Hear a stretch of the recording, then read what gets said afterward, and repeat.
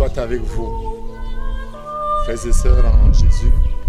Aujourd'hui, 1er septembre, c'est le 22e dimanche du temps ordinaire. Dimanche passé, Jésus nous disait de nous efforcer pour entrer par la porte étroite, insistant sur la pratique de la justice et le rejet de l'appartenance. Et nous disons ni l'appartenance ethnique, ni l'appartenance à un culte, ni les rites ne pourraient nous permettre d'entrer dans le royaume des cieux. En ce jour, Jésus nous amène à une profondeur encore plus belle, la profondeur de l'humilité. Lui qui, de condition divine, n'a pas retenu le rang qui l'égalait à Dieu, mais s'est anéanti, s'est abaissé, est devenu humble, nous le dit maintenant par la parole. L'enseignant, il trouve l'occasion au cours d'un repas où il regarde les invités qui montent, les invités qui sont assis, et il en profite pour donner cet enseignement. Quand vous êtes invité à un repas, ne prenez pas la première place. Prenez la toute dernière. Et là, celui qui vous a invité tous, s'il vient, estimant que vous devez être porté devant, vous amènera en pompe, j'allais dire, à la première place. Et l'enseignement de Jésus, qui sonne comme une maxime de sagesse, qui s'élève sera abaissé, qui s'abaisse sera élevé. C'est ce que reprend la première lecture. Ben Sika, le sage, nous donne également cette maxime de la sagesse.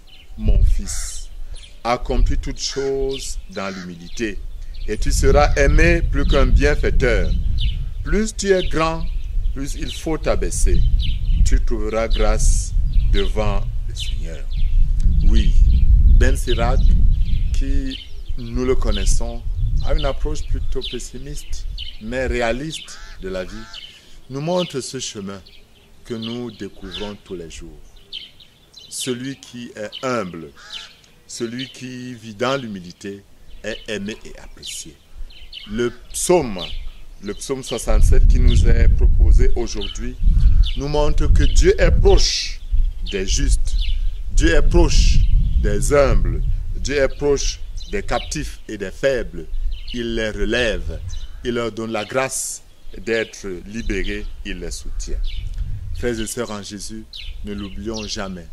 L'orgueil et l'arrogance discréditent radicalement toutes les apparences d'une qualité, alors que l'humilité en garantit l'authenticité. À la suite de Jésus, notre Maître, sachons être humbles, à l'exemple de Jean-Baptiste qui s'est humilié, disant qu'il ne peut même pas délier les lacets de Jésus. À la suite de la Vierge Marie, l'humble servant du Seigneur, imitons ce beau chemin de l'abaissement, de l'humilité, de la kénose. Alors le Seigneur nous élèvera. Qui s'élève sera abaissé et qui s'abaisse sera élevé. Et que le Dieu de miséricorde vous bénisse. Au nom du Père et du Fils et du Saint-Esprit. Amen.